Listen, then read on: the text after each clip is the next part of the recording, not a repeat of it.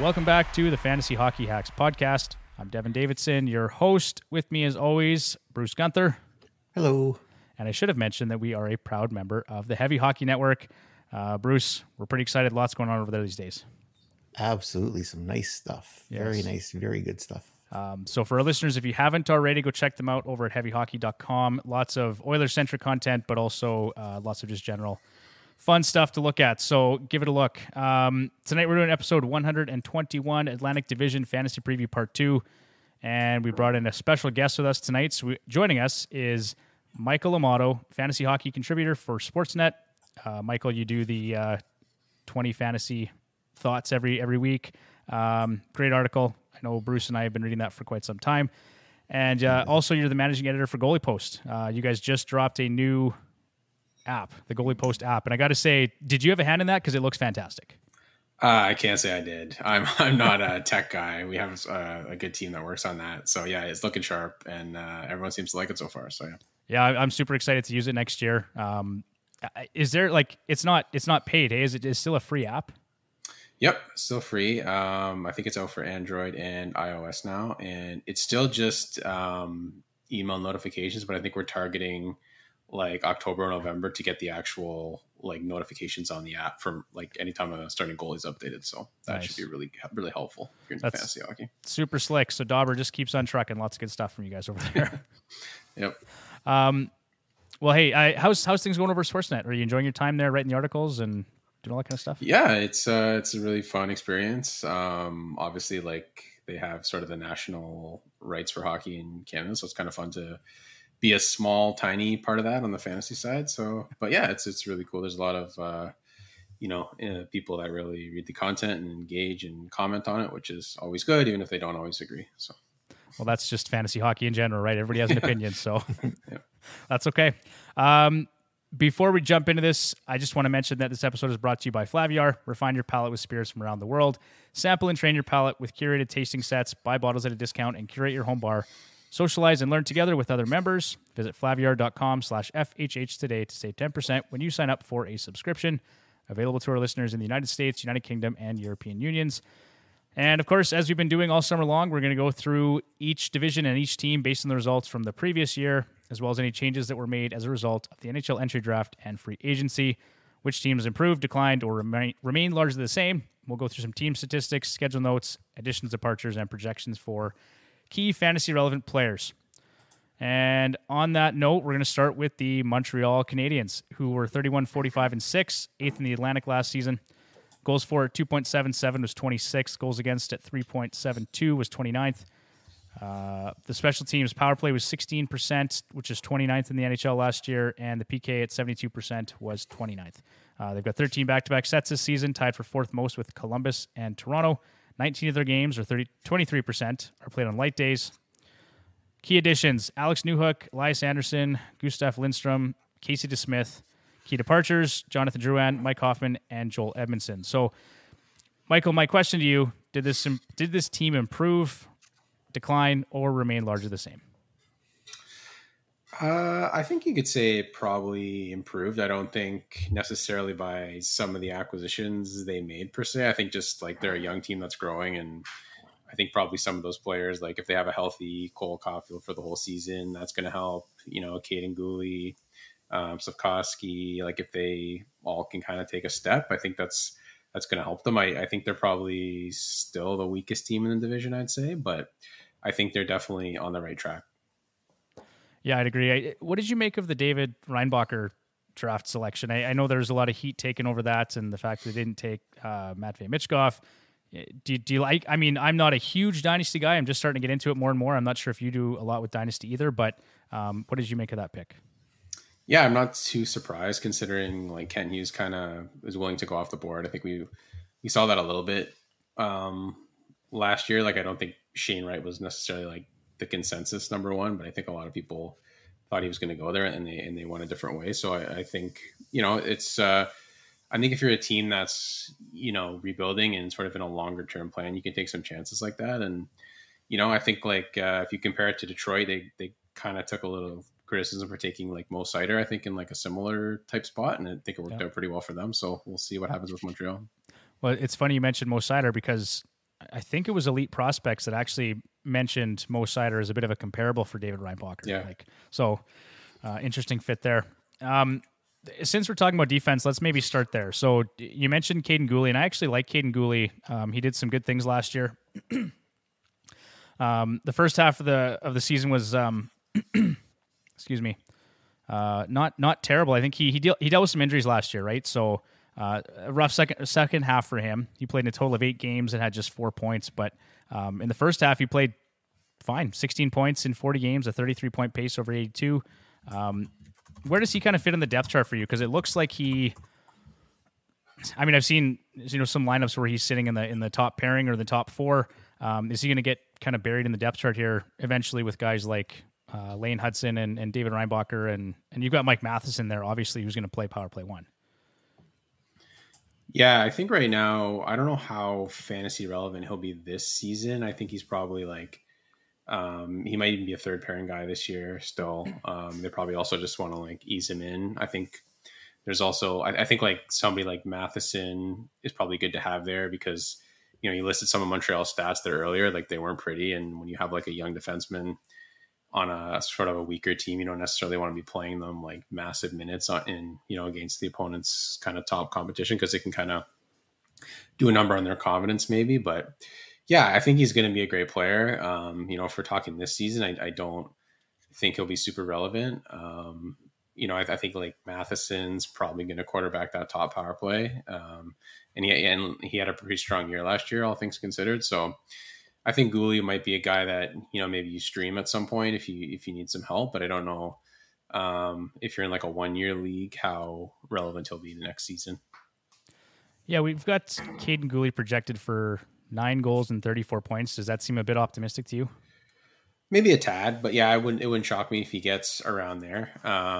But again, yeah, like that's probably somebody that like, I don't know if you're rostering per se. Again, you might be able to catch like lightning in a bottle if he goes on like a 2 or 3 week, nice point streak. You can grab him. But yeah, would I draft him in a 1-year league right now? Probably not. But yeah, I think he's got a lot of potential. Montreal has a lot of, I think, young defenders coming up, and I think he's going to be a big part of it. Yeah, I agree with that. He's going undrafted right now in Yahoo mock drafts. Mike Matheson, though, is going at 166. So where does that put him? Somewhere in the 14th round or something? That seems like a reasonable bet, I'd say, for Mike Matheson? Yeah, for sure. Like if you look at his number, I think he set a career high in points last year in only, I want to say like 40 something games, 48 games maybe. Yeah. So that's pretty impressive. And, I think that power play is probably going to be better. I think a big reason why they weren't as strong is because Caulfield missed so much time. Mm-hmm. And it's interesting, like you look at sort of the way Caulfield plays, he kind of like, he almost has a little bit of that like Ovechkin from the left hash mark with that one-timer shot. Like, yep. Ovechkin did that for years. And I wonder if like that becomes a thing for Caulfield. And, if you're Matheson just kind of like feeding it over to him for those easy like assists, that could be a really nice thing for you. Sure. So yeah, we'll see how it goes. I think based on what Matheson did last year, he's probably going to get that top power play spot to start. And yeah, we'll see where it goes. I think every team's like power play 1 is going to have some kind of value at times. So yeah, I'd definitely be looking at Matheson there in that type of round, 14th round. Yeah, he played some massive minutes. I think he was playing 24, almost 25 minutes a game and 60-some% power play share. So exactly the deployment you're looking for. And I think at that point in the draft, there's a lot of value to be had there for sure. And like you said, because the special teams weren't great, he's going to get overlooked a little bit. Yep. We had him projected for 14 goals and 47 points. Is that sort of reasonable to you, or what do you think?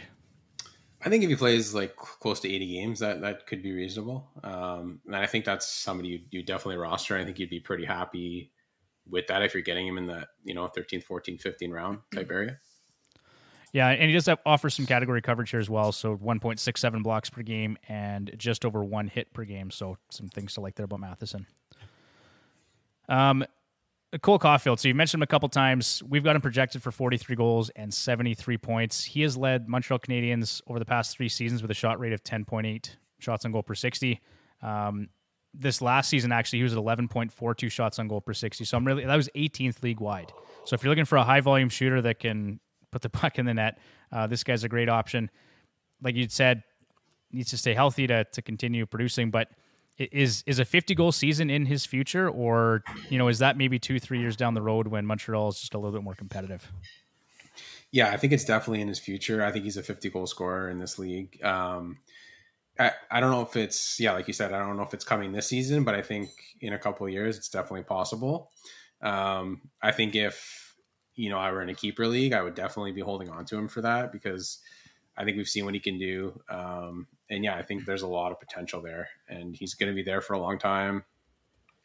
I think Montreal is probably also going to, as a team, kind of when Caulfield sort of really hits his peak in his prime, I think they're going to be really good too. So, that's always good. I think we've seen kind of something similar with the Devils, so where they've kind of all just, a lot of young players there have taken steps at the right times. They've just become a really good team. I think Montreal could do the same thing in a couple of years. And I think you're going to want to have Caulfield around for that. And again, just talking about ADP right now, and again, we take this with a grain of salt because it is early in mock draft season, but 142 right now puts him in the 11th or the 12th round of a 12-team redraft league. And then positional scarcity, he's playing right wing. So there is some added value there, I think, too, just having a goal scorer on the right side. Yep. All right. So I like that. Who else do we want to talk about here? Sean Monahan, actually. So this one I thought was interesting. I mean, I'm kind of skipping over Kirby Dach and Nick Suzuki here because I think we kind of know what to expect from those guys for the most part. Maybe I'll ask you about Kirby Dach. So we've got him projected for 19 goals and 58 points. Did you feel like Chicago gave up on that player too early? I would probably say so.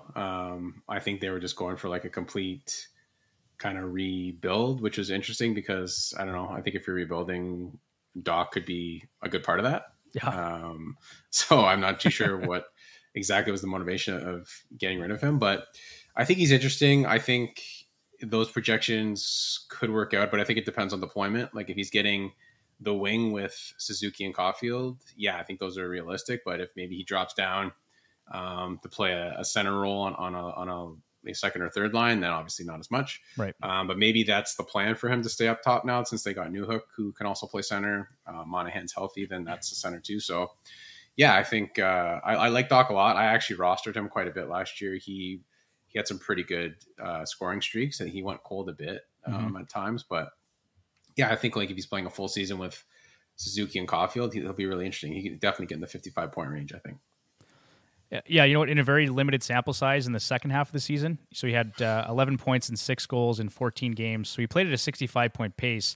Again, very limited sample size, but I do like him a lot if he is, like you said, on that top line right side with Caulfield and Suzuki. You mentioned him yourself, Sean Monahan, so I did want to talk about him quickly. He kind of fell off a cliff for a bit there, right? After like his time in Calgary, and then dealt with injuries and all sorts of stuff. So his value heading into last season, or even heading into this season, is at an all-time low. But actually, there's some interesting stats here. So every luck metric that we review for regression, so his individual shooting percentage, team even strength shooting percentage, IPP, secondary assists per 60, and power play shooting percentage, suggests that he may bounce back next year. Do you have any interest in Sean Monahan as sort of a late round pick, or maybe even just someone you put on your watch list for early in the season? I could say watch list. I think what's interesting about Montreal is they have a lot of centers suddenly. So I don't know exactly where he fits in, and given his injury history, and his durability, I don't know. I could see him maybe being like the third or fourth line center, to be honest. So I don't know how productive he's going to be. They have Dvorak, they have Newhook is there still, or sorry, they just added Newhook, I should say. I think they have a lot of depth at that position, so I don't really see him. Even Jake Evans, I think they really like there. So I don't really know if he's going to bump one of those guys out. So I'd put him on my watch list to see. There's always those bounce back candidates or guys that kind of have a bit of a renaissance, but I don't think I'd be using a late round pick on him per se, but I might keep an eye on him in the early part of the season. Yeah, I would agree with that. I think generally you try to save your late round picks for upside picks, right? Guys who maybe it's a young rookie coming in, or somebody who you're kind of taking a swing on and there's upside there. But one thing that I find interesting about Monahan is that he had a 62.3% power play share last season. He didn't play a full season or anything, but I mean, they were deploying him on the top power play unit. So I'm just really curious if he gets that sort of deployment again. Something to watch in the preseason. Yeah, that is interesting. Like I think he could, and like I said, he might end up being on the third or fourth line, but he might get like top power play time. Yeah. So it is interesting. Any thoughts on Uri Slavkovsky? I mean, it's so hard to project because he played 39 games, so there's really no data to work with there. I just threw a dart to the board and put 14 goals and 29 points. What do you think of him? He's a bigger player. It takes time to develop for those guys, right? Yeah, I agree. It's really hard to predict him. I'd like to just, before I kind of take a chance on him, I'd like to see sort of how Montreal is going to utilize him. Like, where are they playing him in the lineup? Is he getting power play time? He's definitely a big body. So, if he around the net, you can always pick up points if he's getting some good opportunities, especially on the power play. But yeah, it's a wild card. I think, we just kind of referenced maybe taking a swing with a late pick. If that's a guy that you're kind of banking on, then maybe that's a spot for him. But yeah, it's really kind of hard to forecast him as a player, I think, right now. All right, and then I just want to talk quickly about the goaltending tandem here. So you got Sam Montembeault and Jake Allen. Right now, I'm saying 55% Montembeault, 45% net share for Jake Allen. But there's also Casey DeSmith sort of waiting in the wings too. Maybe I don't know. Like, how do you see that shaking out? Is Casey DeSmith someone that you have any interest in as a sleeper pick? I can't say I do. I don't know. I didn't love him. He got a lot of opportunities last year in Pittsburgh. He didn't really run with them. Granted, I don't think like the Pens had a great year per se, but I think they're still stronger than Montreal. And I don't know. I don't think DeSmith fared very well last season, and I don't think he's gonna do that well in Montreal if he gets a chance. I think like I actually was really impressed with Montembeault last year. And maybe it's just a little bit of like bias in my league because he ended up pretty much beating me one week head to head, like by himself. There was a week there, like in February, where I think he had like 3 wins in one week, and they're all like 40 plus save games. So he kind of reminds me of, and Jake Allen a bit too. Like, they're not quite at the same talent level as like a John Gibson, but in the sense that they're going to face a ton of shots, and it can kind of go like one or two ways. It can be like an incredible like 42 save performance, or it could just be like you're giving up 8 goals. Yeah. And I think like there was a lot of those games from Montreal last year, but there was also like a lot of on the other side as well. So I think they're pretty good streaming options. If you get a week where Montreal's got like a pretty favorable schedule or something, and you got a goalie injury, and maybe you can take a chance on Montembeault or something. But yeah, you never know with those guys. It's a bit of hit or miss. Totally fair. Okay.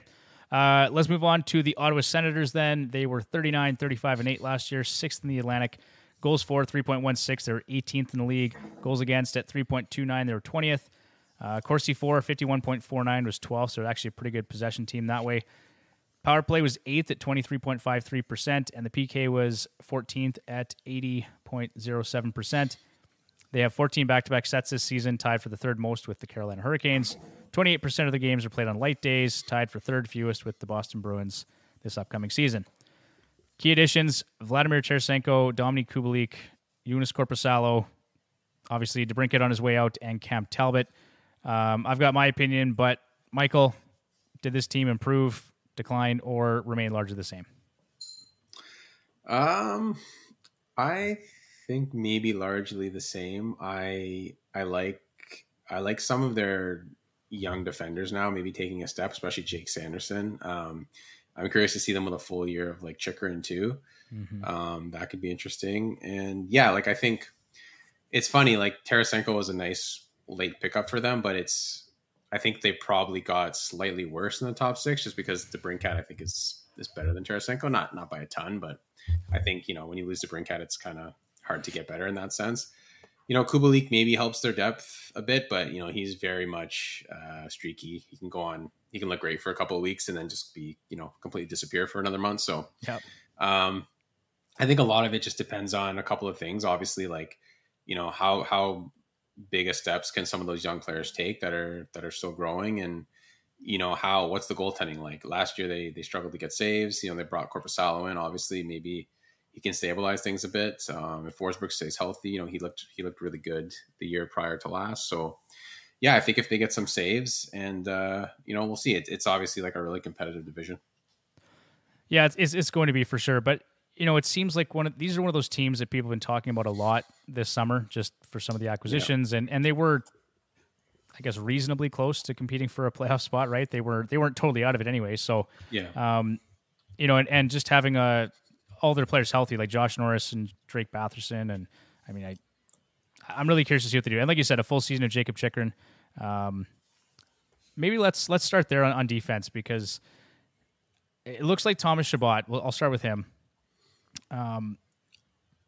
Interesting stat. Prior to last season, he scored a grand total of just 3 power play goals in 313 NHL games. I had no clue. I just saw that today. And that changed last season. He shot at 14.2% of the power play on 35 shots. He cashed in on 5 power play goals and 20 power play points. So, and he's been given the deployment. He had a 62.5% power play share. Does he just automatically get power play 1 next year, or does Jacob Chikrin sort of eat away at that?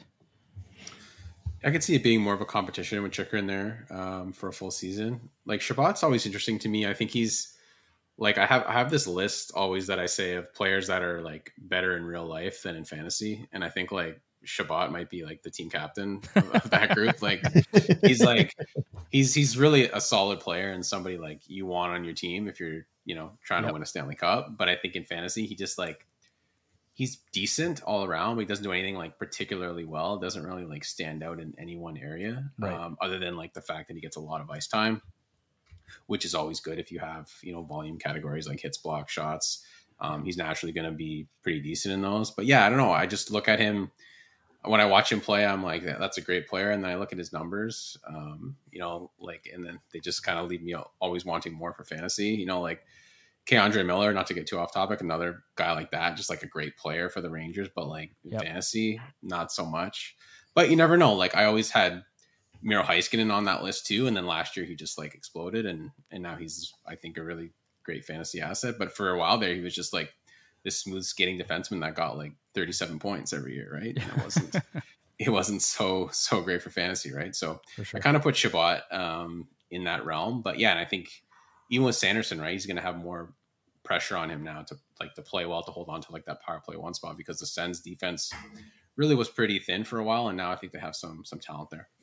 Yeah, it looks good. I mean, I'd be concerned about Jake Sanderson in the short term. Just he's getting buried on the depth chart behind Chabot and Chikrin, right? And like you said, Chabot plays 25 plus minutes a game every year, so it's going to be tough for Sanderson to be fantasy relevant, I think, as soon as this next season. But we've got Chabot at 12 goals and 54 points, just edging out Chikrin at 16 goals and 52 points. So I think Chikrin's going to have a few more goals, and that's maybe just sort of speaks to their playing styles. But does that seem reasonable to you, or do you expect something different? Yeah, no, that's pretty much it. Like 50 and change, I think. If he can stay healthy, that's probably right about where I'd have him. And I think maybe that's another concern with him. He's missed, I think, quite a bit of time the last 2 seasons, so that's kind of bringing his point totals down as well. But yeah, if he plays a full season, I could see him being just 50 plus, which is again not bad for defensemen, but I don't think you want that as like your number 1 or number 2 defenseman on your fantasy team necessarily. But yeah, I think there's definitely a role for him, obviously. Okay, for sure. Jonas Korpisalo. So I actually, when this trade went down, I was kind of high on the guy. I thought, this could be great, right? Look how good he looked in LA. But then you really think about it, and LA is just a great shot suppression team. Yeah. A lot of the shots that teams do get on them are from the outside. They're not high quality chances, and so now he's going to a team in Ottawa where they have a better defense now, but he's adjusting to a different system, different coach, different city, all that kind of stuff. And the other thing I looked at too was his even strength save percentage last season with the Kings was the second highest of his career at 926. His career even strength save percentage is 912. So when you adjust for his career even strength save percentage and then league averages for PK save percentage and power play save percentage, you can see a pretty substantial dip in his numbers next year for goals against and save percentage. So, I mean, are you kind of yay or nay on Korpisalo for next year? I think if you're going like 0G and you're using a late pick, I think he's a decent option. I think just a couple things, obviously, to keep in mind. Kind of like you said, going from the Kings to the Sens is definitely a bit of a drop off. And I think we've seen some goalies in recent years, like Ville Husso last year. I think we saw go to like a much weaker team and kind of take a big hit with his numbers. So I think you always have to watch for that. I think the other thing too is like with these goaltenders now, like there's so many tandems. If you look at Korpisalo's career numbers, like he hasn't even played 40 games in a season before. So if you're drafting him thinking he's going to take that number one job and play like 55, 60 times, like A, it's probably unlikely to happen. And B, if he does, the odds of his numbers not kind of sliding as he plays more, it seems low. Like his numbers are probably going to drop a bit. Like if he ends up playing 50, 55 games, it's not easy to do for a goalie. There's not many goalies that can do that. So yeah. And I think, it just, the other question would be like, how good will the Sens be, right? Like, are they going to be that much better where they can prop up a goalie like that? I think we saw, last year, like Vitek Vanacek was kind of an example of a goalie that was, average-ish, and then he goes to the Devils and he was really good. I think for the majority of the season, he kind of finished pretty slow, but yeah, he was a really valuable goalie last year. I think not because he just got magically better, because the team he was on was really good and he was winning a lot of games and they were helping him out. So yeah, if the Sens kind of take a step forward and they're in that playoff picture, I think he's definitely somebody to roll the dice on. All right. And then I didn't have him for 55 or 60. I've got him at 49 and Anton Forsberg at 33 starts. So kind of a 60-40 split. But I could also see a scenario where they just ride the hot hand and maybe it is just a full 50-50 split and away we go. But Anton Forsberg declared himself 100% healthy. I saw there was a tweet from Sportsnet recently, and he said had they made the playoffs, he would have been skating in full gear and potentially ready to play if needed. So good news, because I don't know if you saw the play from last year. Hyman got bumped into him, and it looked awful.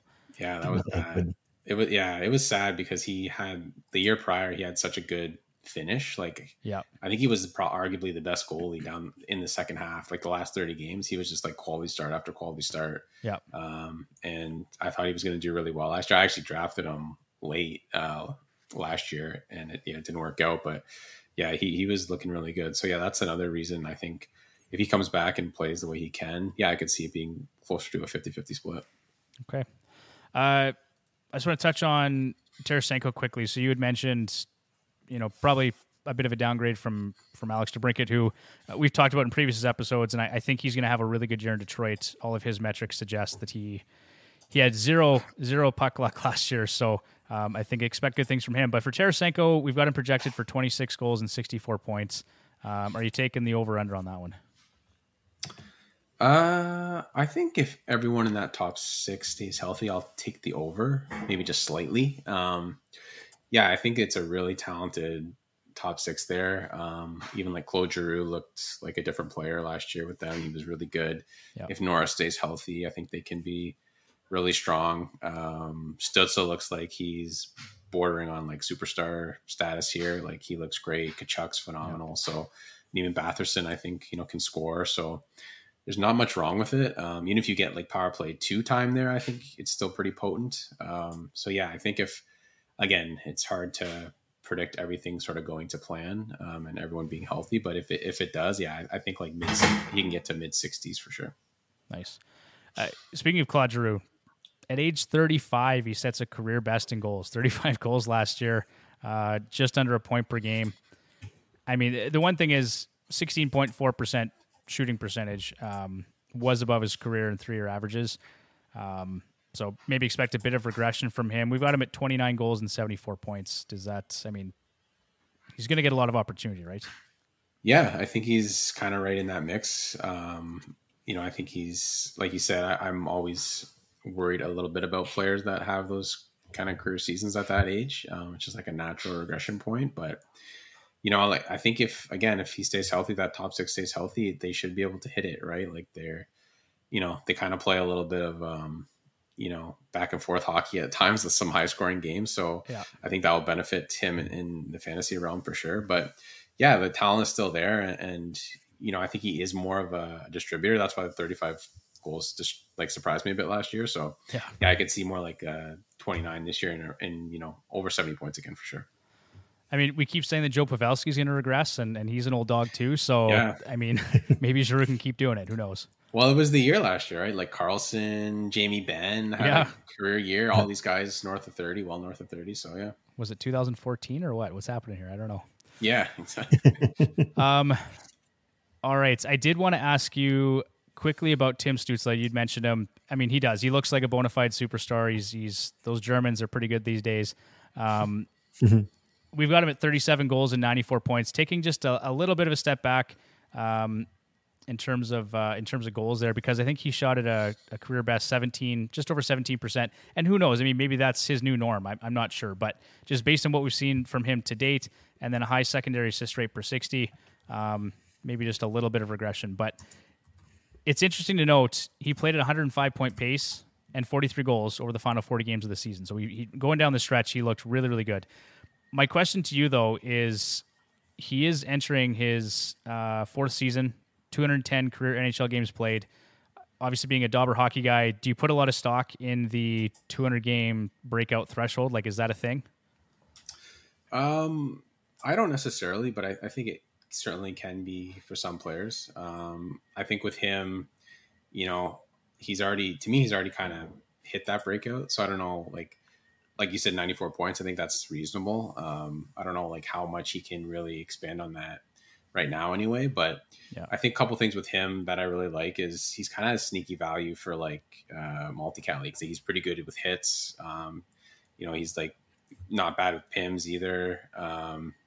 And yeah, I think like one thing last year, I think he played over 21 minutes. So maybe that comes down a bit this year with, a healthy top six. Maybe they just limit his minutes a little bit more. So that might be a thing that dropped his points down. But yeah, I think like I was on Blake Kramer's pod a while ago. We had a debate, like, would you take Marner or Stützle? I think if you're like, it's so close now because like his points he's probably going to finish a handful of points behind Marner, but his other kind of like peripheral stats, I think put him ahead. If you're in like a multi-cat league, I'd probably rather have Stützle, to be honest, because he's only going to maybe fall like, let's say 5 or 6 points behind Marner, but he's going to have like way more hits, way more PIMs, probably more shots. Right. So he's really an interesting like multi-cat player. And I don't think he gets like enough credit for that. Yeah, no, I totally agree. Really like Stützle. He'll be Bruce. Cover your ears. He'll be on my personal draft list this coming fall. So don't worry, I'm taking notes. Speaking of Blake Kramer, I was just on his pod. Was that yesterday or 2 days ago? We did the same thing, the ADP battle. Yeah. And I think he tries to pick players that we may have a personal vested interest in. Like, I mean, just being that you're out in Toronto, you may have some interest in those players. Of course, he's bugging me about Connor Brown and the Oilers and some other players that may be of interest. So yeah, great guy, great podcast, a lot of fun. Yeah, he had me. I picked against Matthews and Marner, which was like real weird for me. But I took Pasternak over Matthews and Stützle over Marner. He was really confused. He's like, "What is happening right now?" Yeah. You're just playing mind games with him. Yeah, that's good. Oh man. Okay. And then Brady Tkachuk. I just want to mention, like, the guy is an absolute stud when it comes to multi-category leagues. I think he was first among all NHL forwards. And second among all skaters, including defensemen. He had a combined total of almost 600 shots on goal, block shots, and hits, and 126 penalty minutes, which is third overall. So, yeah, he's a unicorn. There's not really many players like him. So I think, it's funny, right? Like he's so good at category coverage that, when you're in a multi-cat league, like you kind of get the debate of like how high do you take him, even though his points probably won't be like near like let's say like a Draisaitl or a McKinnon or some of these other players, but his category coverage is so good that like, you could argue for him in like the top 5 in some leagues. So I just pulled up his numbers here for Yahoo. So ADP right now is 12.4. So you're taking him, late first or early second. Does that seem like good value at the turn to grab Tkachuk? It seems incredible to me. I mean, it depends on your league, I guess. Like, my main league, we count like, shots, hits, blocks, PIMs, all that stuff. We even count faceoffs, which he had. I don't think I'll have it this year if Norris is healthy, but he had a lot of faceoff wins last year too, which was even more valuable. So yeah, like I think if your league has like a pretty big value on things like hits and stuff like that, you can argue that he's in the top 10 for sure for me. Okay. And then I was going to mention too, Stützle at 33. Does that seem like good value to you? I mean, that for a guy that could put up 100 points, that seems like pretty good value to me. Yeah, it does. Like I'm keeping him in my league, so I think he's a really good value there. Yeah, what's that like third round ish? Yep. Yeah, like Yeah. I'd say that's pretty good for a guy that might get 90 points and 100 hits or something. Like that's pretty good For sure. Okay, Bruce, let's move on to the Tampa Bay Lightning, who were 46, 30, and 6 last year, which is third in the Atlantic. 3.41 goals for per game was eighth. 3.07 goals against was fourth. Corsi 4, 51.35 was 15th. Special teams, they were third in the NHL with a power play of 25.36%, and the penalty kill was just under 80%, 15th in the league. They have 10 back-to-back sets this season, tied for fourth fewest among all NHL clubs. 21% of the games are played on light days, the lowest for next season. So just something to keep in mind there. Key additions, Connor Sherry, Josh Archibald, Logan Brown, Calvin DeHaan. Key departures, Alex Killorn, Ross Colton, Pat Maroon, Corey Perry, and Ian Cole.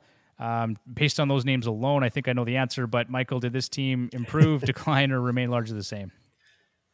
Yeah, it's one of those teams that's hard to bet against, but I think I'd have to say they declined. They're really kind of feeling the grip of the salary cap, I think, right now. If you look back kind of the last few years with, Palate, Gord, Killorn, they've really lost a lot of their depth. And I think they're becoming like a very, very top heavy team. And yeah, like that bottom six is, I think, one of the bleakest in the league. I think maybe they're hoping for a Tanner Jeannot bounce back because that was a bit of a disaster for them. Yep. But yeah, it'll be interesting to see how they deploy the top line. I'm very curious to see if they go, because I think Kucherov and Point are kind of tied together now, but I wonder if they go Stamkos and load up that top line, or if they put Hagel back there, because Hagel had a really nice season playing mainly with those two. If he does again, I think he's going to have another good year. But I think like dropping down to that second line now, if you're playing with Cirelli and maybe Connor Sherry, like that's I like Cirelli a lot. I like Cirelli a lot as a player, but for fantasy, that's not great. So I wonder if they're going to put Stamkos with those two to just balance it out a bit. But yeah, I'm kind of curious to see how they shake out that top six. Yeah, I mean, for me, we had this conversation in a previous podcast, Bruce, and based on what they gave up to get a guy like Tanner Jeannot, I feel like, in my mind anyway, he should be playing ahead of a guy like Connor Sherry. Like we're talking about a player in Tanner Jeannot who is a season removed from 41 points and 24 goals, 130 PIMs, 318 hits. Like he's the kind of sandpaper guy that can actually score a few goals for you. That kind of makes sense to me in the top six. Connor Sherry, like, is there really a lot? Does he do anything incredibly well? Yeah, not really. I think maybe if anything, he can play. Like he's proven a little bit he can play with like good players. Like I think he had some decent stretches in Washington last year. But yeah, like he's not particularly exciting for fantasy purposes. I think like not to go on a tangent here, but the Jeannot trade was just like, it didn't make any sense to me. I mean, even if that guy won like the Conn Smythe, I think that they would still have paid too much. Like you didn't need to pay that much for that guy. Like I don't know who they were bidding against. Yeah, maybe they were just bidding against the Predators, who said like, either give us this or we're keeping them. But I don't know. Like I get like Tampa goes for these aggressive trades, and they don't care about draft picks because they're just trying to maximize this window. But I don't know. It just felt like kind of reckless to make a trade like that. And yeah, I think if you look at Jeannot's like shooting percentages too in Nashville, they were a little high. So for sure, I'm not shocked that he came back down to earth a bit.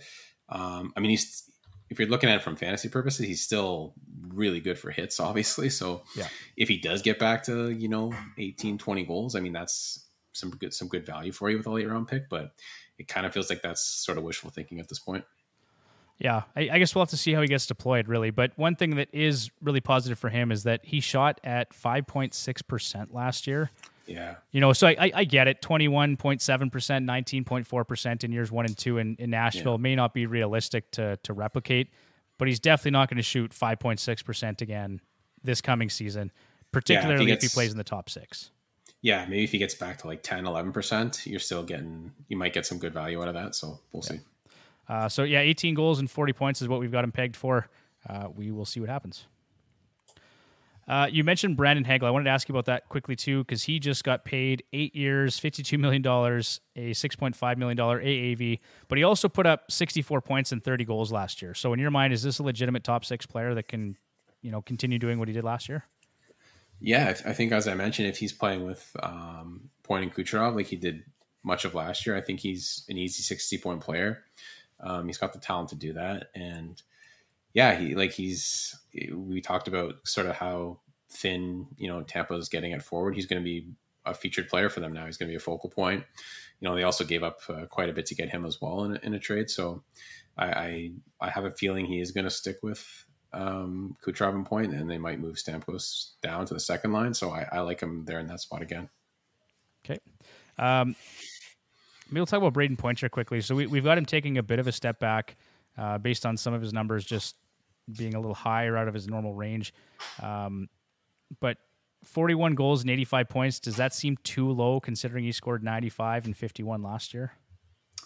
I think it might be a tad low. I think and granted, he may have had the quietest 50-goal season I can remember. Yeah, absolutely. 100%. Yeah, exactly. It was kind of like that last week in April. Point gets his 50th goal, and you're just kind of like, oh, really? He has 50 goals? I didn't even know. If you told me he had 35, I would have been like, okay, yeah, that makes sense. But yeah, he's really good. Obviously when he's healthy, I think he's probably one of the more underrated players in the league, and he's got a lot of chemistry with Kucherov, who is just an incredible passer. So yeah, I think I probably peg him. I don't know if he's going to get 50 again, but I think maybe 45, 46, and maybe 90 points is kind of what I lean towards. For sure. I can see that, no question. What's interesting about him is he's actually not a high-volume shooter, so it's really impressive for him to score 51 goals last year. He shot at 8.7 shots on goal per 60. I think it was 2.9 shots on goal per game, right, if you're just counting stats. But so it'll be really interesting to see what he does. He is a high-volume or a high-efficiency shooter. He does have a high shooting percentage year over year. That's pretty typical, but he's one of those players actually that's good in fantasy and good in real life. He's actually he's like a Conn Smythe candidate every time they're in the playoffs, basically. Oh yeah, he was a terror against the Leafs. Even at half speed there in some of those games when he was injured, he was really good for sure. Two more questions here on the Tampa Bay Lightning. We got to talk about Victor Hedman and Mikhail Sergachev, because I think Victor Hedman or Sergachev, that is the question that literally every fantasy manager is asking themselves right now. Sergachev played during the last 22 games of the regular season. He had a 70.2% power play share, 23.46 per time on ice per game, 24 points in 22 games. He looked like a legitimate stud on the back end. And Victor Hedman, under 22 minutes a game, under 30% power play share, just 9 points and 4 goals in those final 22 games, or maybe it was 20 games. But really I don't know if he was injured. I don't know if they're resting him for the playoffs. I don't know if it's a bit of both. Or is it just the fact that Sergachev is ready for big time? What's your thoughts on that situation there? Yeah, they're still pretty close to me. I'm working on my rankings right now, and I think I have Sergachev 2 or 3 spots ahead of Hedman, because I'm just not exactly sure how it's going to play out. Right. One thing I think about with Hedman is he had 85 points 2 years ago. So it was obviously a huge drop for him. Yeah. But I just wonder if he's, given his age, and how many how much minutes he's played over the last bunch of years, and how many miles are on his body. I wonder if he's just going to kind of morph into a really good, steady NHL defenseman, and his days of being an elite fantasy defenseman are kind of over.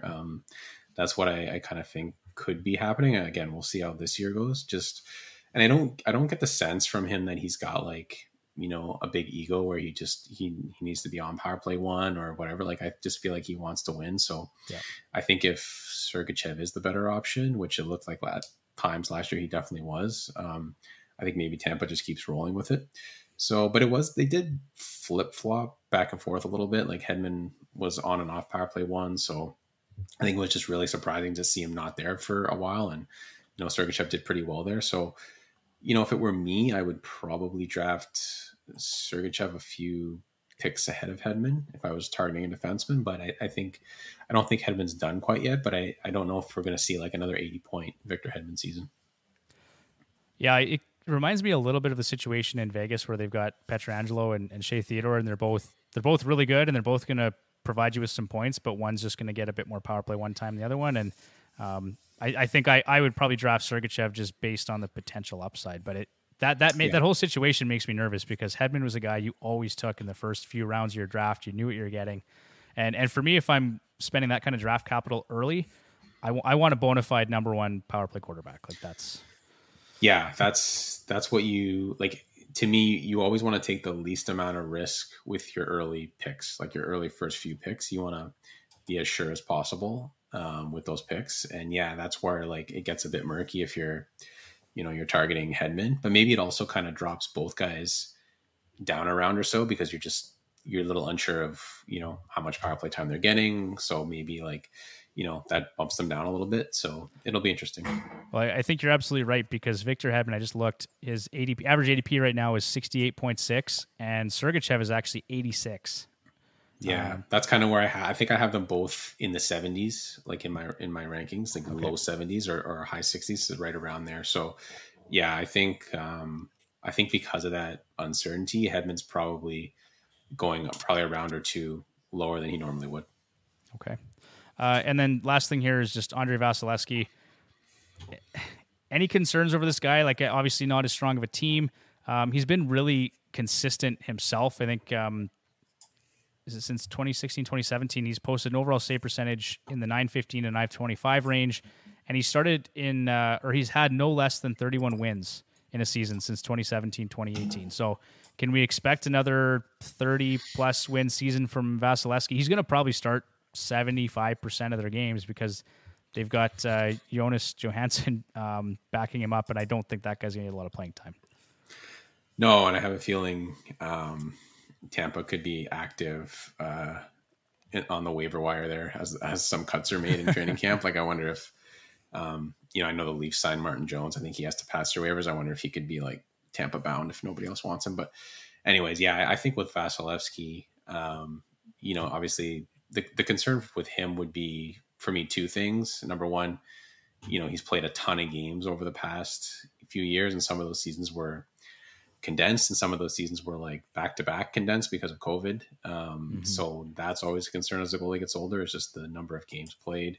And two, like, we talked about Tampa maybe taking a step back this year, right? Like that's could hurt his win totals. I think if we're looking at the glass half full, maybe them losing in the first round kind of gave him an extra couple of months of rest, which, is unusual for him. Maybe that's going to do him some good for a bit of a bounce back this year.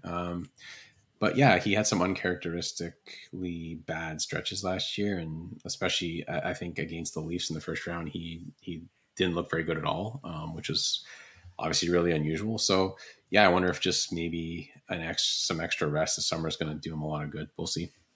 Okay. So just two quick follow-up questions. Right now, his ADP is sitting at 19.3. Are you comfortable taking Vasilevsky in that position? And second question, where does he fall for you in your goalie rankings? So I would probably take him a little bit lower, but again, that's all. It could be my bias of like, I'm a big 0G guy. So I naturally just rank goalies lower. I'd always rather a skater, especially in the upper rounds. Yeah. But I actually have him third this year. I have Shesterkin, Sorokin, and then Vasilevsky. I really like Sorokin. I actually considered Sorokin as number one. I just think I think the Rangers are a little bit better than the Islanders, and Shesterkin's going to get more wins. I think their numbers will be like very comparable, but I think Shesterkin will probably get just a few more wins because the Rangers are a little bit better than the Isles. I'm with you there. The Isles are just such a boring team to me. I have trouble taking any players from that team. Last year, I don't know what that stretch they had was, like 10 games where they didn't score more than 2 goals. It was just a nightmare. And I had as someone that had Bo Horvat last year, I just dreaded when I heard that he got traded because Bruce Boudreau, say what you want about him, but he's incredible for fantasy. He just lets them play. And man, Horvat was having a career year and it just plummeted when he went to the Isles, but sure did. Yeah, that's how it goes there. Okay. Well, on that note, we're going to move on. We say best for last, just for you, Michael. We're going to talk about the Toronto Maple Leafs. Oh boy. Who were 50, 21, and 11, second in the Atlantic last year. 3.39 goals for per game was 9th. 2.68 goals against was 7th. Corsi Fort, 50.81 was 17th. They were second on the power play at 26%.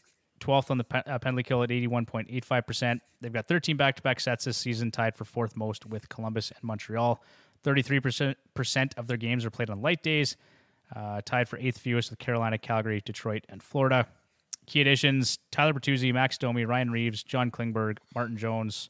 Key departures: Ryan O'Reilly, Alex Kerfoot, Michael Bunting, Noel Achari, Eric Gustafson, Justin Holl, Luke Shen, and Victor Mete. So lots and lots of changes for the Leafs this year. I actually like most of the additions they made in the offseason. Like, I think Bertuzzi, Domi, and Klingberg are all valuable additions in some way, shape, or form. But what did you think? Did this team get better, decline, or stay largely the same?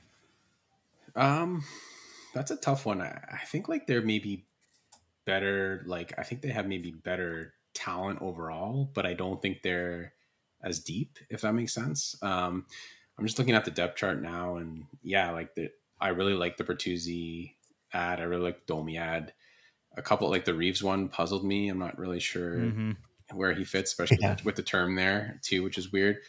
Klingberg, I'm on the fence with Klingberg. Like, I think it could go. I think it's going to go one of two ways: either like spectacularly well, or just a complete nightmare. And what concerns me is, like, it almost reminds me a little bit of when they brought in Tyson Berry and they just had like no natural fit for him. And I could kind of see Klingberg, based on the way he's played the last couple of years, in Anaheim and Minnesota, and even, I think back with Dallas a bit, like, he's kind of tailed off, and the Leafs already kind of have an issue finding a partner for Morgan Rielly, who, as good as a player as he is, he's kind of a hard guy to play with. And I feel like you almost have like two players like that, where you're trying to like fit another partner for him, and their decor really, I like a lot of the pieces, but like they don't really seem to fit together. So I'm just, again, if Klingberg bounces back and he can play on that second pairing, and he's a good puck mover, and maybe if I know the Leafs have a really good power play, but maybe if it sputters a bit, I know Riley's been taking some criticism there, like maybe Klingberg sneaks in there and takes a bit of that spot. It could work out, but that's one that I kind of have some concerns about. But yeah, I think like Bertuzzi, I think he's a better player than Michael Bunting, and Michael Bunting scored 60 points with Matthews and Marner. I think Bertuzzi could easily do the same. I like Domi a lot. I'm just wondering, I talked about how thin they are at some spots, like center depth. I wonder if they have no choice but to play Domi as the third line center, unless they're going to use David Kampf there, which seems like a little bit of a miscast. He's probably more of a fourth line center. So if you're playing him on the third line center, that's not ideal for him. You probably, if you're drafting him, you probably want to play with Tavares and Nylander, ideally, if you're assuming Bertuzzi's going with Matthews and Marner, which I think most people are. So, and then there's like, Matthew Nyes too, right? Like he looked pretty impressive against the Lightning in the playoffs. So if he gets time with Tavares and Nylander, he could be interesting, rookie late pick too. Yeah. So maybe let's start there. I'm curious. I'm just looking up the betting odds for the Calder Trophy right now. We've got Nyes projected for 15 goals, I think, and 42 points. He is sixth in Calder odds at plus 2,500. So we'll get to that shortly, because I'm going to ask you some questions about projections for next year and the awards and stuff. But he'd definitely he'd be a good bet to throw a couple bucks on for sure. Like if he gets that deployment, I think with him it's just more like, how's he going to hold up over 82 games? Like we saw him get injured in the playoffs. Obviously, playoff hockey's different, but he's still a young guy on a very small sample size, but definitely a lot of talent. Yeah. The other question I want to ask you is about the defense. So you talked quite a bit about Morgan Rielly and John Klingberg. I was kind of the mindset that the only reason you bring Klingberg in is just to play on the power play. Like, I don't know, like you alluded to, he's not really a defensive defenseman. Where does he fit? And I found it interesting, if you go to Yahoo, and again, you can't really trust these numbers this time of year, but it's interesting, Riley's being taken considerably higher than John Klingberg still. So I think most fantasy managers out there have the mindset that Riley's still going to be on power play one. Yeah, I think he definitely will be. I think, and even if he isn't, like Riley's still, if he's healthy, probably a 60 plus point player pretty easily. Whereas I don't know if Klingberg is that anymore. So maybe that's influencing it as well. And I think the Leafs, I think they were second last year behind the Oilers in power play percentage. So, I don't know how much you're tinkering with that. I think I think the concern with, bringing in Klingberg, or maybe the thought process was like, if that power play struggles, and when it did struggle, I think a lot of that maybe fairly or unfairly fell on Morgan Riley. And so I think they want somebody there that, they can plug in if they need to, because they don't really have anybody else at this point, right? Like Yeah. Sandin's gone. And I think that's one of the reasons they brought in Eric Gustafson last year before the playoffs, is just in case Riley, sputtered, or that power play went cold in the playoffs, they have another option to kind of mix it up, because I don't really think you're taking like Matthews, Marner, Tavares, or Nylander off of it. So like your only option is kind of back there. And yeah, maybe Klingberg could be a great fit. I know he's really good kind of walking the blue line, getting pucks to the net, which Riley's been criticized a little bit for, not being as decisive back there. So, I think as long as that power play is clicking at, what it was last year, I don't think Klingberg maybe gets the first look there, but we'll see. I guess the other thing to mention too is Spencer Carberry is gone, who's now the coach of the Capitals. He was, I think, running the Leafs power play last year. He was the assistant coach. So Right. maybe that impacts the power play a bit, but I think still with, the guys they can put out there, it's probably going to be, I think, top 5 again. I'd have a hard time seeing it not be that. Okay. We're talking about the guys in the power play here. So, Matthews, Marner, Nylander, and Tavares. So let's maybe shift gears and go to those guys. I'm just looking at Matthews. Just prior to last season, he averaged an individual shooting percentage of over 16%. So he was at a career low last year, 12.2%. If he gets back to kind of his career average, he would have had a 54-goal, 100-plus point season last year. So I think he was criticized for having a down year, but I really think he's a guy that's going to have a better year. Also, the Leafs took a step, right, getting past the first round of the playoffs. I think they're all going to be coming in a better mindset. And 2, he just signed his 4-year deal, so there's no more contract talk for Austin Matthews. I think he'll just come in a bit more relaxed. We've got him projected for 62 goals and 100 points. Are you that confident with Austin Matthews? And the other question I would ask you is, what were your thoughts on his contract?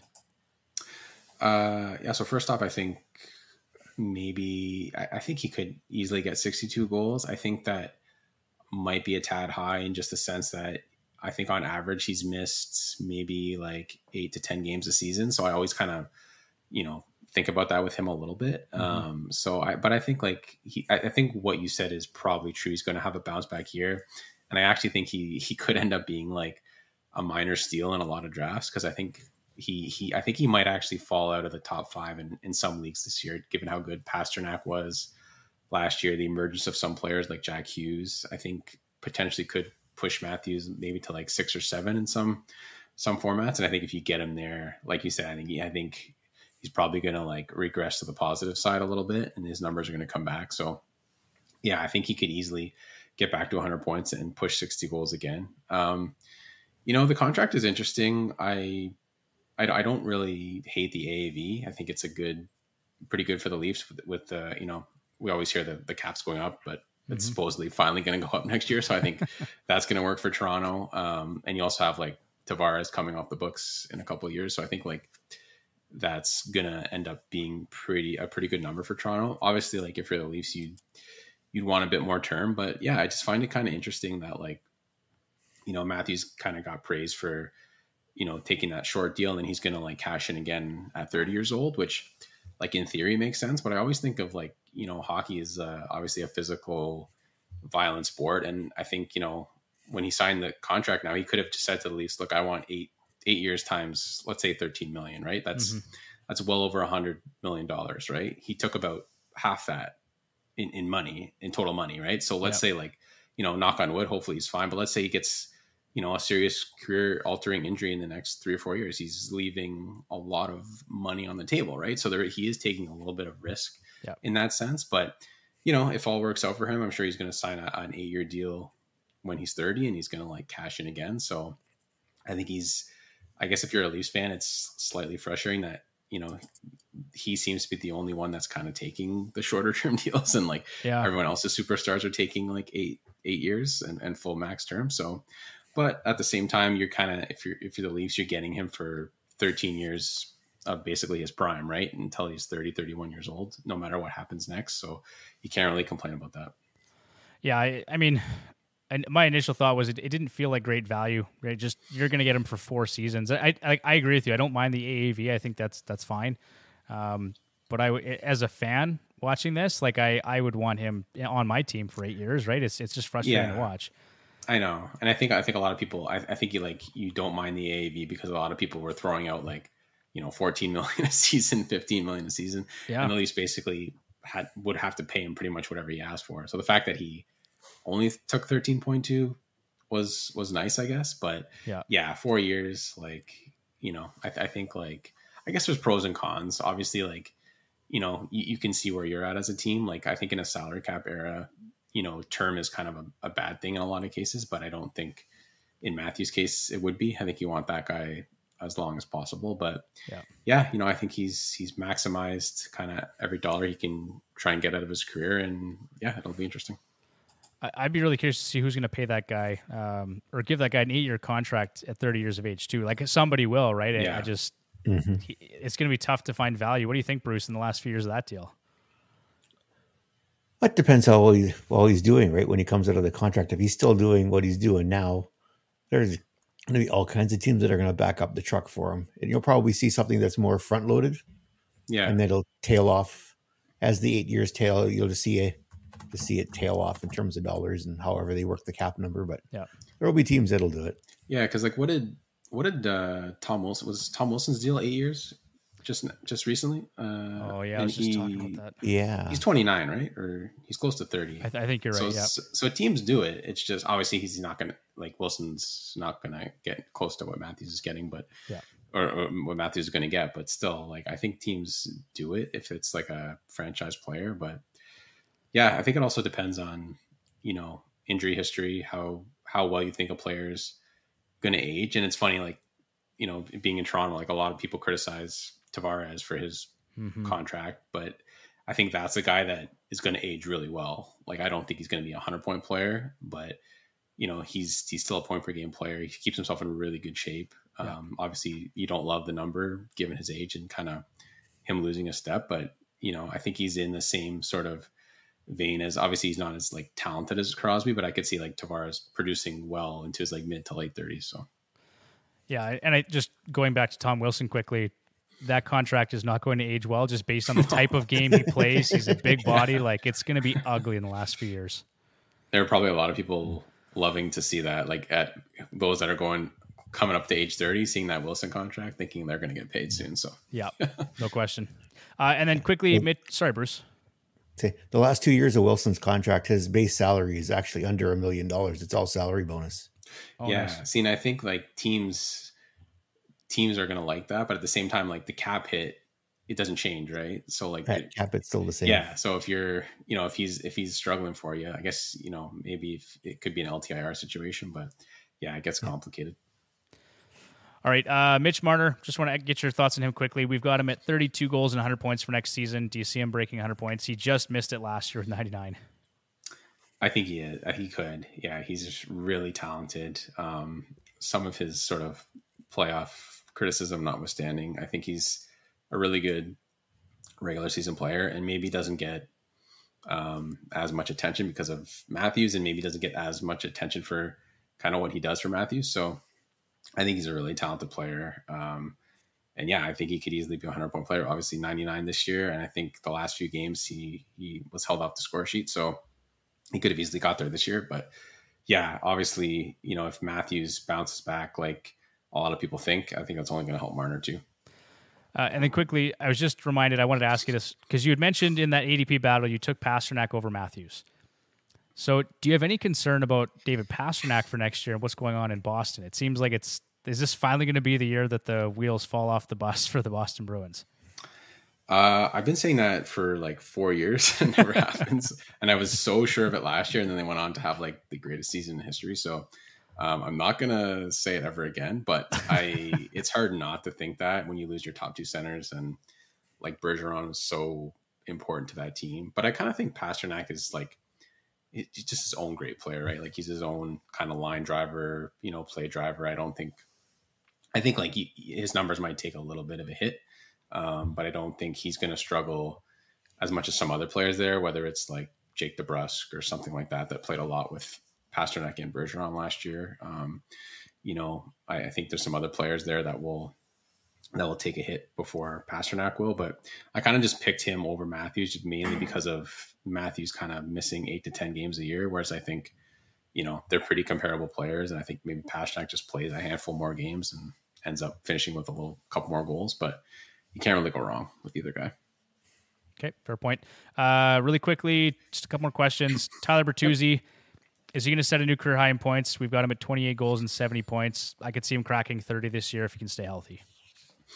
Yeah, I think 70 might be a tad high for me, but I think he gets a new career high. I think he's going to get 30 goals, and I think maybe 65-ish points could be in that realm. Again, I keep saying this kind of stuff, but I think a lot of it just depends on health. He's had some injury issues. His style of play lends itself maybe to being injured a bit, but I think he's kind of a natural, perfect fit with Matthews and Marner. They kind of always had that type of player, that kind of physical, get into the corners, whether it was Hyman, Bunting, and, now Bertuzzi. I think he's going to just fit really well on that line. Oh, we sure love Zach Hyman, don't we, Bruce? We sure do. Oh, man. Hyman's a tough one. Campbell's looking okay after last year, that not signing Campbell to that contract. But yeah, Hyman is a really just phenomenal player. I think a lot of people looked at him, and maybe this was like the Leafs' mistake as, he's just a product of like Matthews and Marner, but he's his own kind of really talented player. He is, and I like just his motor, right? That guy doesn't quit, and his attitude, and he's actually just a really, really good dude. Like, he seems like he'd be a perfect guy to have in the dressing room. Yeah, he is. It was just, the Leafs were kind of, I think, like, not to digress too far here, but like, I think COVID and the salary cap not rising is kind of what cost the Leafs Hyman in a sense. Like, they just couldn't afford that contract. Sure. And I don't blame Hyman for taking it. Like, that was a huge deal for him. And who knows, at his age and that term, I think that's a great deal for him. So, okay. And then final question here for the Leafs. Are you comfortable with Samsonov and Joseph Woll in goal for you guys? 59-41 or 60-40 split is kind of how I see that going. What's your thoughts on the tandem there? Yeah, so it's interesting. I kind of like Woll as a 0G guy, actually. I kind of compare it a little bit to, you guys would be familiar with the Skinner Campbell situation last year, right? Like, Campbell's a guy that, had some success, right? But not a super big sample size, maybe some question marks. I think Samsonov's kind of in a similar spot, right? Like, has some talent. He played really well last year, but again, I don't think Samsonov's played 45 games in a season either. So, just assume he's going to be the number one and take over might be, a little bit of a gamble. So, and Woll looked pretty good. Like, he looked well when he came up last year. He played good in those couple playoff games, I thought. So again, it's kind of an opportunity where I think with any like 0G goalie, you always want to have two things going for you. And that's a really strong team in front of you and a possible window of opportunity. Right. And I think, Skinner took advantage of that last year for the Oilers, and of the exact same thing, a really strong team in front of him and a goalie that didn't have a firm grasp on the job. And I think there's potential for Woll to do that there. But if Samsonov plays the way he did last year, then I think maybe Woll's more of a true backup. But if he struggles a bit or gets injured, I think Woll could be actually a pretty good fantasy asset. It's really interesting. I think a lot of fantasy managers feel the way you do because he's being drafted around 169 in Yahoo right now. So I don't like to hear that. I was hoping to take him later with like my last pick or something, but I'm surprised. I would have thought he would go substantially later, but there you are. Yeah. All right. Before we get you out of here, we just want to ask you about your 2023-2024 way too early predictions, starting with who is going to win the Atlantic Division next season. I'm going to say the Leafs. I just feel like it's their year. I think like every team kind of that was competing with them the last few years, I feel like is taking somewhat of a step back, whether it was Tampa or Boston. And, even Florida, who made the Cup final, they were probably pretty fortunate to even make the playoffs last year. So I think, the Leafs, out of all those teams, I think they're the one team that maybe got a bit better. And, all those kind of bottom tier teams, whether it was like the Sens or Buffalo or Detroit. I don't know if they're quite ready to take that division yet. And I don't think the Leafs have ever won the Atlantic in the Matthews era. They won the Canadian division. So I think it's maybe something they can shoot for this year. Okay. Who's going to win the Stanley Cup? Ooh, you guys might like this, but I'm going to say the Oilers. I think McDavid's on a mission, and I think I always kind of look at the way a team goes out the year before, and I kind of thought that when Colorado lost to Vegas a couple of years ago, they looked like kind of a team just on a complete mission to come back and win it, and they did. I think kind of Edmonton has that feel for me. It just felt like not that they didn't deserve to lose, but that like the winner of that series was going to go pretty far and potentially win it all. And, they just came up short. So I don't know. I kind of like them next year. We do like that response, right, Bruce? We sure do. Who wins the Rocket Richard Trophy? I might go slightly off the board. Mikko Rantanen. I loved his season this year, missing Landeskog for the whole year and McKinnon quite a bit. He still posted career numbers, 50 goals. So I'm going to say Rantanen. As a guy who drafted him last year, I was really, really happy with Rantanen. Yeah, hard to go wrong there. Yeah. Who wins the Art Ross Trophy? McDavid, I think. It's like, I could try to be like contrarian and pick someone else, but it just, I can't even argue against the guy. So. No, too hard. Norris Trophy. Norris Trophy. Let me see here. Let me go off the board a little bit. I'm going to say Dougie Hamilton. I think he's going to have a big year. I love the Devils, love their talent, love their depth. Yeah. I think he could be a big points guy. I like it. The Vezina Trophy. Going Sorokin, even though I don't have him number one in my rankings. I think he's going to have a big year. And if the Isles maybe make the playoffs, I think he could win it. All right. And then the Calder Trophy. Yeah, this is going to sound boring again, but I'll go with Bedard. I just think he's that good where he could probably get around 70 points still, even with that bleak Blackhawks lineup. And I think he's just one of those players where like, it's almost like already his to lose. He'd have to have a really awful season or someone would have to have like an incredible season for him to not win it. I feel like just because there's so much hype around him. So I'll say Bedard. I think for Bedard, like for him not to win the Calder, he's going to have to get injured. It's going to have to be like a McDavid situation where exactly. he breaks something, right? And but saying that, it's actually a really interesting Calder class this year. Like we've got Luke Hughes, who could have a really good season.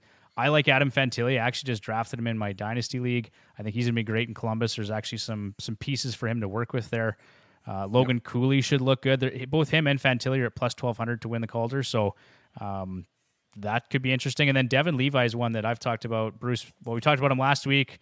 I think if the Sabres make the playoffs, he's probably a big reason why. Yeah, he's interesting too. I wonder, like, is I should have checked this, but is Pyotr Kochetkov still rookie eligible? I thought about him too, but I have to check that. But yeah, I think he could end up having a huge year on Carolina if he gets a lot of playing time there, if Ranter Anderson goes down, but which is likely. Yeah. Yeah, very likely. Exactly. But yeah, there is, and we talked about Nyes too earlier. There's just a lot of talent. It's gonna be pretty fun this year. Yeah, be a lot of fun stuff to watch this season. Michael, again, thank you for jumping on. We always appreciate when you have some time for us and we can talk hockey. Before you go, do you want to just let our listeners know where they can find you, where they can read up on your content? Yeah, you can get it at sportsnet.ca. There'll be a weekly mailbag and 20 fantasy thoughts every week during the season. And yeah, you can follow me on Twitter at Amato_Mike, or I guess X as it's called now. Do we have to call it that? I don't want to call it X. Yeah, no, it's called Twitter. All right. And then for our listeners, if you want to follow us on Twitter, X, whatever, at FHHacks, that's where we're most active. Check out our website, fantasyhockeyhacks.com. And like I said earlier, go check out heavyhockey.com. Lots of exciting stuff going on over there. And that's it for now. We'll see you guys next week. Bruce, thanks again, buddy. You bet. Thank you. Good night. Take care.